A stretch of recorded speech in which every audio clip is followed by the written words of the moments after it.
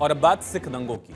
1984 के सिख दंगे, जिसकी टीस आज भी सुनाई देती है। जिस दंगे को याद कर आज भी सिख समाज के लोग आंसू बहाते हैं, उनकी आंखों में आंसू आ जाते हैं। पिछले करीब 41 साल से दिल्ली के कई पीड़ित परिवार इंसाफ का इंतजार कर रहे हैं और आज राउज एवेन्यू कोर्ट ने एक मामले में कांग्रेस के ही पूर्व नेता सज्जन कुमार को दोषी करार दिया है। Well, it has been a long battle for the justice which we are always seeking for the victims.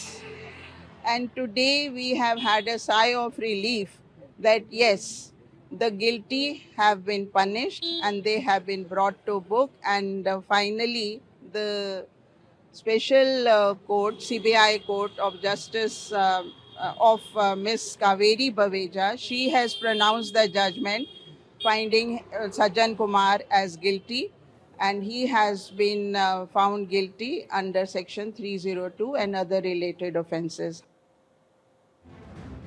सोचिए, लोअर कोर्ट से दोषी ठहराए जाने में कितना वक्त लगा। 4 दशक से भी ज्यादा वक्त, यानी 41 साल। 1984 में दंगे हुए थे, इंदिरा गांधी की हत्या हुई और उनकी हत्या के असैसिनेशन के ठीक बाद दिल्ली में दंगे भड़कते हैं। सिख समाज के लोगों को टारगेट कर करके मारा गया। राजीव गांधी देश के प्रधानमंत्री बन चुके थे। यहां तक कि देश के राष्ट्रपति ज्ञानी जैल सिंह ने भी इसको लेकर दुख जाहिर किया था, वो भी कुछ कर नहीं पाए। इस तरह की नाकामी उनकी तरफ से जाहिर की गई थी। लेकिन 1984 से लेकर अब 2025 में लोअर कोर्ट ने अब जाकर 41 साल बाद सज्जन कुमार को दोषी पाया है और अब 18 फरवरी को सज्जन कुमार की सजा को लेकर कोर्ट में बहस होगी। तब तय होगा कि क्या कोर्ट इसे रेयर ऑफ रेयरेस्ट केस मानता है, यानी फांसी की सजा होती है सज्जन कुमार को, या फिर उम्र कैद तक की सजा या कोई और सजा तय की जाती है। दरअसल दिल्ली की राउज एवेन्यू कोर्ट ने सिख विरोधी दंगों से जुड़े दिल्ली के ही सरस्वती विहार मामले में सज्जन कुमार को हत्या समेत बाकी धाराओं में दोषी माना है। पहले केस क्या है ये समझते हैं। सिख दंगे में स्पेसिफिक मामला ये क्या था। 1 नवंबर 1984 को दिल्ली के सरस्वती विहार इलाके में दंगा हुआ। दंगे में सिख पिता और बेटे को दंगाइयों ने मार डाला। सज्जन कुमार पर भीड़ को लीड करने का आरोप था। दंगाइयों को उकसाने का भी आरोप सज्जन कुमार पर लगा और सज्जन कुमार के उकसावे पर भीड़ ने 2 सिखों को जिंदा जला दिया। ये आरोप आज दोष के तौर पर साबित हुए। हत्या के बाद पीड़ितों के घर में लूटपाट की गई और दूसरे लोगों पर भी हमला किया गया। दूसरे लोगों को भी घायल कर दिया गया।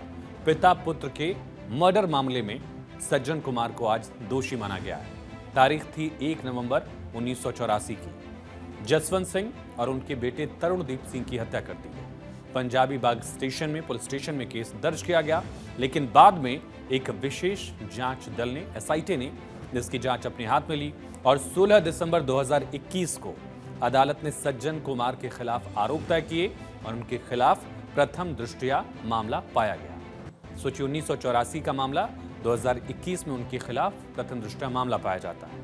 सज्जन कुमार को दोषी ठहराए जाने के बाद पीड़ित परिवार ने एक तरह से संतोष जाहिर किया है, लेकिन फांसी की सजा की मांग भी की है। हमें तो बहुत ज्यादा खुशी हुई है कि आज हमें तो लोगों के तरफ से मुबारकें मिली है कि सज्जन कुमार को फांसी, हम तो कहते हैं कि फांसी लग जाए उसको।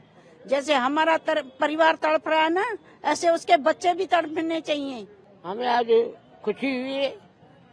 मोदी साहब का धन्यवाद, जज साहब का धन्यवाद। जो उसको दोषी ठहराया गया, तो दोषी क्या ठहराया गया, सीधी फांसी होनी चाहिए। जो जज साहब ने राहत दी है, उनके ऊपर केस दायर कर रहा सज्जन कुमार पे चला था, उस पे मुजरिम उसे करार दिया गया है और 18 फरवरी को उनको सजा दिली जाएगी। इसमें हम दंगा पीड़ितों को बहुत राहत मिलेगी। हमारी तो यही मांग है कि कम से कम उसको फांसी की सजा हो। तो सज्जन कुमार को दोषी करार दिया गया। ऐसे में आपको बताते हैं कि पूर्व कांग्रेसी नेता पर आरोप क्या लगे। दंगे का आरोप है, हत्या का आरोप, डकैती का आरोप, लोगों को उकसाने का आरोप। ये आरोप उस पर साबित हुए और इससे लेकर दिल्ली सिख गुरुद्वारा प्रबंधन समिति के महासचिव जगदीप सिंह काहलू ने प्रतिक्रिया दी और उन्होंने कोर्ट और केंद्र सरकार का धन्यवाद जाहिर करते हुए कहा, 40 साल पहले सिखों के साथ जो जुल्म हुआ था, उसमें अब इंसाफ की झलक नजर आ रही है। साल से इंसाफ मांग रहे थे और ये कहीं ना कहीं वो जो जख्म है उनके ऊपर मलहम लगाने का काम जो आज होगा, ये इसके लिए मैं जज साहब का, कोर्ट का धन्यवाद करता हूं।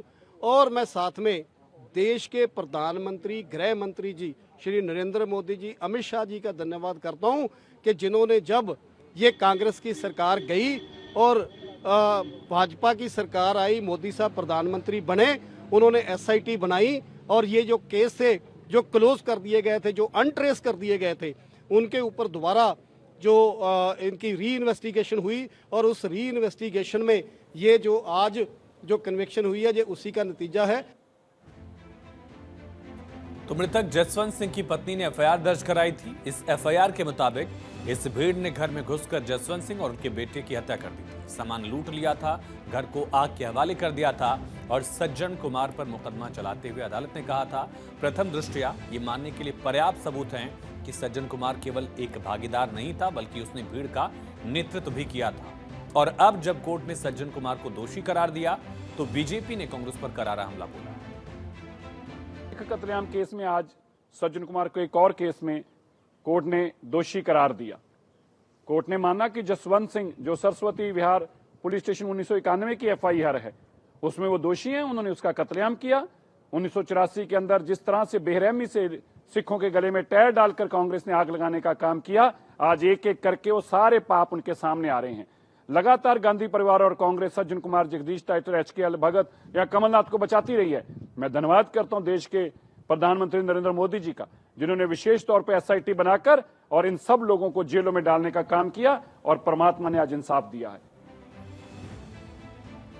तो सज्जन कुमार वर्तमान में दिल्ली कैंट में एक अन्य सिख विरोधी दंगा मामले में आजीवन कारावास की सजा काट रहा है। सज्जन कुमार के साथ कांग्रेस के कई नेताओं पर दंगा भड़काने का आरोप लगा है। मामला कोर्ट में है। बता दें कि 1984 में तत्कालीन प्रधानमंत्री इंदिरा गांधी की हत्या के बाद देश के कई जगहों पर सिख विरोधी दंगे भड़के थे, मगर दिल्ली में हालात काफी भयावह था। हिंसा की जांच के लिए नानावती आयोग का गठन किया गया और इस आयोग की रिपोर्ट के मुताबिक दंगों से संबंधित दिल्ली में 587 FIR दर्ज की गई। इस दंगे में आधिकारिक तौर पर ऑफिशियल आंकड़ा जो है वो 2733 लोगों की मौत का है।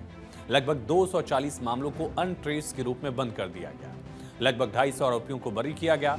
कमीशन ने जांच में 2005 में जगदीश टाइटलर का नाम लिया। टाइटलर पर आरोप था कि सिखों की हत्या के वक्त वो मौके पर ही मौजूद था। फिलहाल इंतजार 18 फरवरी का है, जिस दिन कोर्ट फैसला सुनाएगी, यानी कि एक तरह से सजा का ऐलान करेगी। 1984 सिख दंगे को 41 साल हो चुके हैं। आज भी कई पीड़ित परिवार इंसाफ की राह देख रहे हैं।